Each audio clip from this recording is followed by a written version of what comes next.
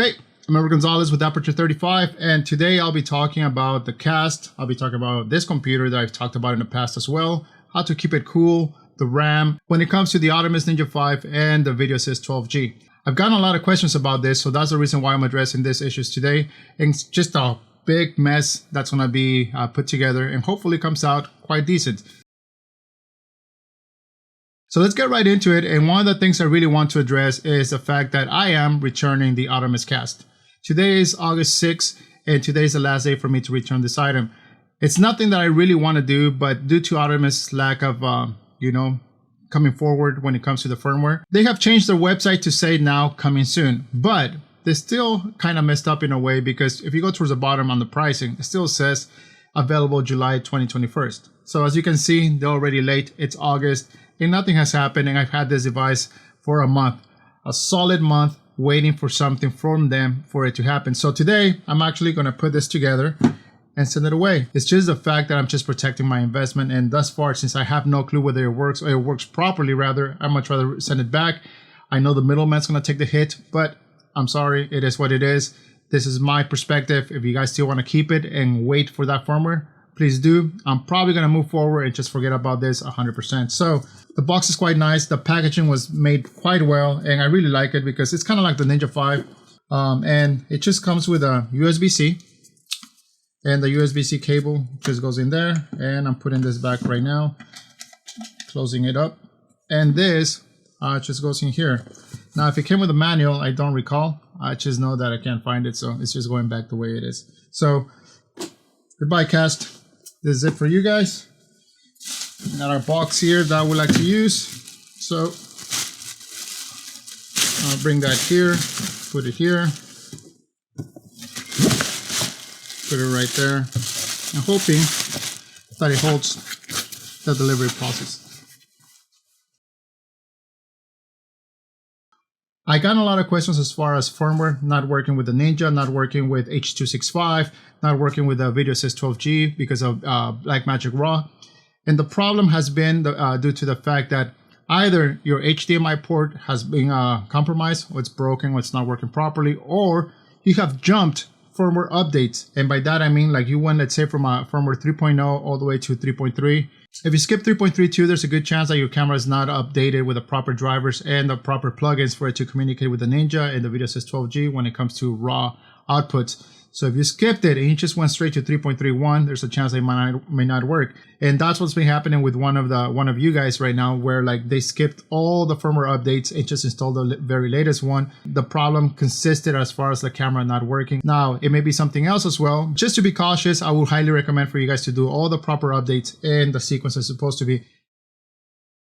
So when H265 came out, you needed to upgrade the firmware, and I believe that was either 10.65 or 10.67, one of them two. Anyhow, it came out, it works good. You can record anything you want really in LQ, MQ, and HQ, which are low quality, medium quality, and high quality. The problem is that some of you guys have had an issue recording 4K 60p, and that's because it's not really achievable within this codec yet. There was an update that came out not so long ago, which was 10.67.1, and that addresses that issue of the files breaking up into smaller pieces. Now, I did address that in the past, where like if you were to reformat the drive, that issue gets corrected. And apparently that was only for files that were captured at a lower frame rate, like 24, 30, and 50, let's say. Whereas 60 is still not addressed yet. So 60 is having an issue unless you're capturing in HQ. MQ and LQ will not work if you're capturing 60p in 4K. So if you have that issue, that will be addressed in a future firmware, apparently, according to the notes in 10.67.1. The only thing I can tell you guys is to wait for the upgrade, the firmware upgrade to come out in the near future. When's that gonna be? I don't know, dude. Atomos is taking their sweet time on everything, and everything is questionable lately. I'm not gonna dive into more on that. I'm not. I keep on saying that, but I'm kind of sour about them right now. As far as the recorders, whether it be the Ninja 5 or the VideoAssist 12G, which I call the VA12G, I do not advise for you guys to skip firmware updates in the sequence that they're coming out, because there are many things that happen in between. The newer firmware will not address those issues as well. It just skips those and just adds on to whatever was there prior. I did skip quite a few on the Ninja way back in the early 10 10.5s, 10.53, 10.54, and I went straight to 10.55. I may have issues in the future, let's say when I'm capturing onto this recorder with a different camera. Thus far, all the updates I did to the Ninja have been according to what I need for the Z6. If I want to use additional cameras, most likely I will having issues. The VA12 also has the same issue. So one of the problems I had an issue with in the past was the fact that I wanted to go live with it, and I could not go live because I skipped 10.30, I believe, and 10.31 was the firmware that came out for the Z6. So if you have additional problems as far as your camera not exporting the proper video and the recorder not capturing, try talking to either Blackmagic, try talking to Atomos, try talking to Nikon or your camera manufacturer about the issue and see if they can fix it, or if there's an issue with your actual camera. So then you might need to actually send it in for repairs. So if you guys have additional problems with these situations when it comes to firmware or your camera, just leave me a comment down below, and I usually tend to address those quite soon. Oh, and don't forget to still give it a thumbs up if you don't mind to this video. So when it comes to upgrading the RAM on this laptop, there's a couple of things you got to keep in mind. One of them is the fact that this laptop does not support XMP. XMP is a profile that enables you to basically overclock the RAM and get the highest performance out of this laptop, or the RAM itself rather. The only way you can make sure that the RAM you're purchasing will be running at its optimal performance within this laptop is to, first off, to make sure that it runs natively at 1.2 volts.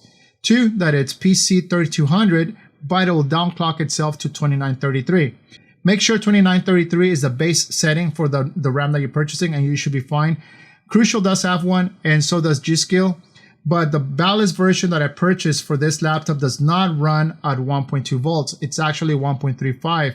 Therefore, it does require XMP to be enabled within the BIOS, but since the BIOS on this laptop does not support XMP or any overclocking, it sets itself to 2660. You'll still get faster clocks regardless, because the newer RAM that I got has better clocks, but it will still not run at its optimal performance that it's supposed to. So make sure the RAM that you buy has a base clock of 2933 and that it runs at 1.2 volts. Oh, it has to be PC3200 as well. So that's it. Okay, overheating. Overheating on this laptop is something that you will probably have to address or have to worry about if you're gaming. If you're doing anything else, not a big deal. You can still tolerate the heat that comes out of the keyboard, and it's not a big deal, and that's because the keyboard is not shielded. If it was shielded, you will not feel the heat up here. Although, I'm not sure if there's a way for you to take off the whole motherboard and put a piece of aluminum in there, but if you could, that'll be awesome. But you know what? I'm not even gonna dive in that aspect of it because I never use the keyboard when I'm gaming. So, when you're gaming, this computer does generate a whole bunch of heat, and the keyboard is beyond touchable. So if you want to play on this keyboard, it's not going to work. It's not going to work, never. And this is the 4K model that I have. So this is the 4K RTX 2700 with Max-Q. So those are the specs of this laptop, and the screen only runs at 60 Hertz. So 60 frames per second is the best you can do. If you want to game on this PC, it is okay for me. Like I said, I'm not a gamer. I do not want to put out there that I'm a gamer. I barely game on it maybe once or twice a week, and that's it. But the person who games all the time on this is my son. The kid usually uses this laptop to game. He loves playing on this rather than a PC because he loves a small screen. He came from an iPad, and he finds this more in the realms of what he can tolerate as far as screen size. So as far as gaming, this computer will handle gaming, but the laptop itself will get real hot. He, just like me, plays on this computer with a controller, so he never has an issue of it. If you have it directly on the desk like I do right now, sitting directly on the desk like this, it will get hot real fast. It will throttle. And if you're playing without the computer being connected, without the power supply, it will drop your frame rate from 60 to 30, and you'll be playing at 30 only all the time, which is not good whatsoever. So if you want to have the best performance, the best visuals on this laptop, always have it plugged in. Remember, this is a performance laptop. This performance laptop is meant to do a lot of things, but it's not meant to be sitting directly on a desk if you want to get the most out of it. So for gaming, for example, I have a smaller piece of this in the house, but this piece of wood right here is basically 1x2. And that piece I usually use right here, and I go under and I put it like this. So propping a device like this will allow you to actually play for a very long time without a problem. You have about 2 inches here of lift for proper airflow to come through. It keeps everything decently cool and for you to play, like I said, a very long time. So in any computer that you purchase, doesn't matter whether it's this DELL or any other laptop, You'll have that issue going forward with any gaming computer. It doesn't matter which one it is. Even if it's shielded, it'll still get hot. So don't think that, okay, Dell is not cutting the mustard here. The fact of the matter is that it's a very thin laptop, and you have to give it proper airflow for you to get the most out of it. If you don't think that is something you want to deal with, then go buy a PC, because that's the only option you have. Mac is not going to support none of that, and this laptop can do it, but you have to find a workaround. If you still like using a keyboard, get an external keyboard and use it with this.